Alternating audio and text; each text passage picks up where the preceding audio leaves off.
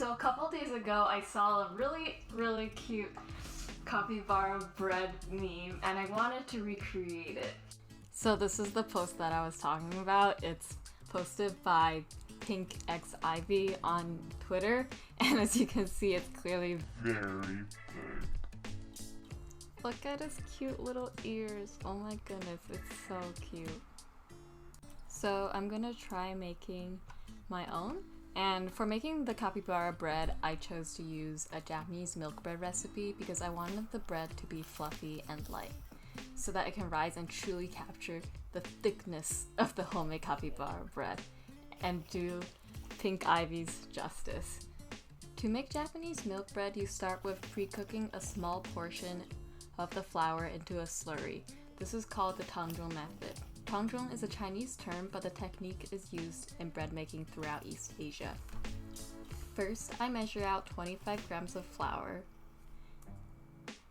and then I add 130 grams of water. Then I use the chopsticks to mix these two ingredients well, and I guess a whisk would definitely be the better choice of cooking instrument here, but I actually don't own a whisk. I should really go buy one. So you just keep mixing until the lumps disappear, and once you get it to a smooth lumpless texture, you can put it into the microwave and microwave for 30 seconds. I don't know why I'm not holding the bowl with my other hand, but I really should be. So once it gets to this consistency, you can put it into the microwave. You see egg waiting for it to come out from the microwave. And once it's out, you can keep stirring just to make sure that it's fully cooked through. Now you can set the flour slurry aside and take out a large mixing bowl. Now I'm measuring out 300 grams of flour. Then I added 3 tablespoons of light brown sugar.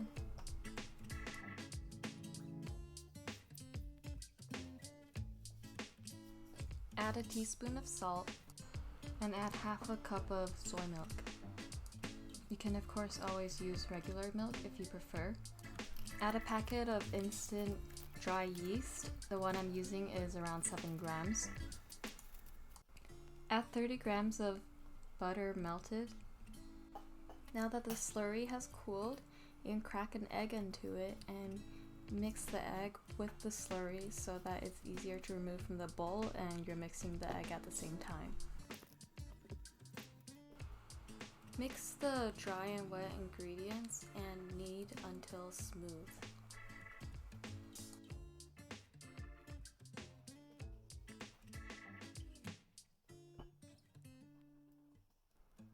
Once you've incorporated all the flour, if it's hard to knead, you could rest it for 15 minutes and try again.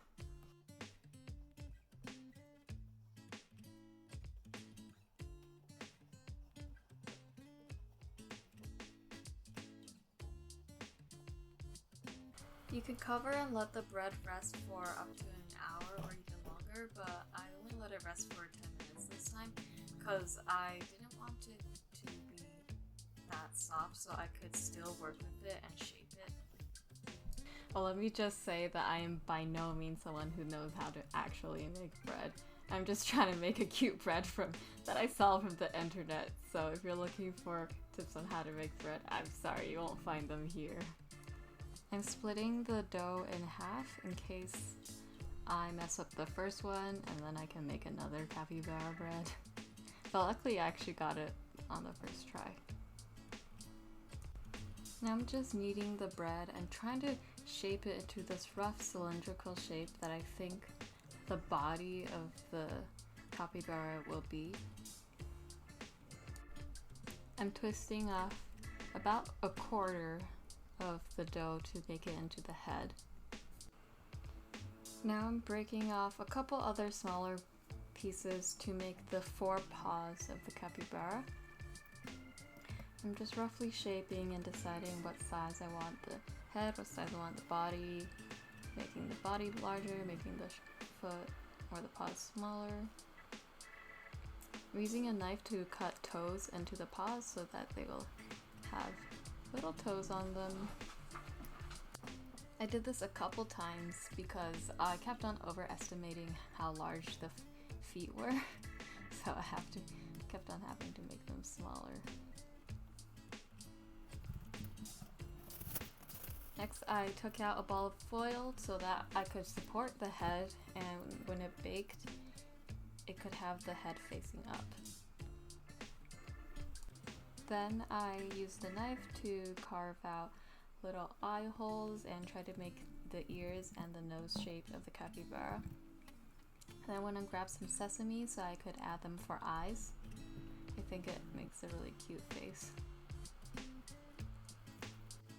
Then I assembled it all together. I ended up using 2 sesame seeds on each sides of the eyes. So next I egg washed it. I had egg. Next I'm placing it into the baking tray and just doing some final touch-ups. And then I'm gonna bake it in the oven at 375 degrees for half an hour.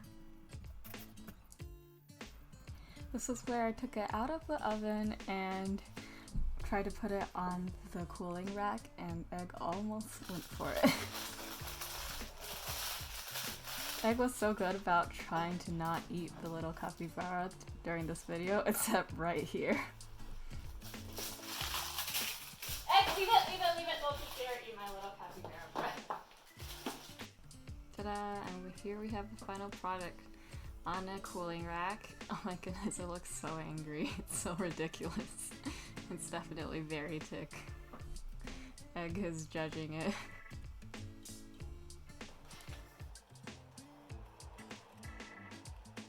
Oh no, leave it. Oh, I don't want to break it. Haha, rip little capybara. Look at that steam.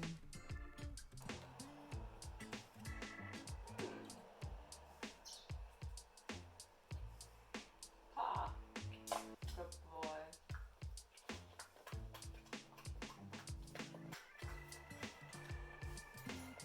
And that's how you make a capybara bread. Thank you for watching. Eggy, do you want a treat? Do you want a treat? Okay, let's get you a treat. Oof.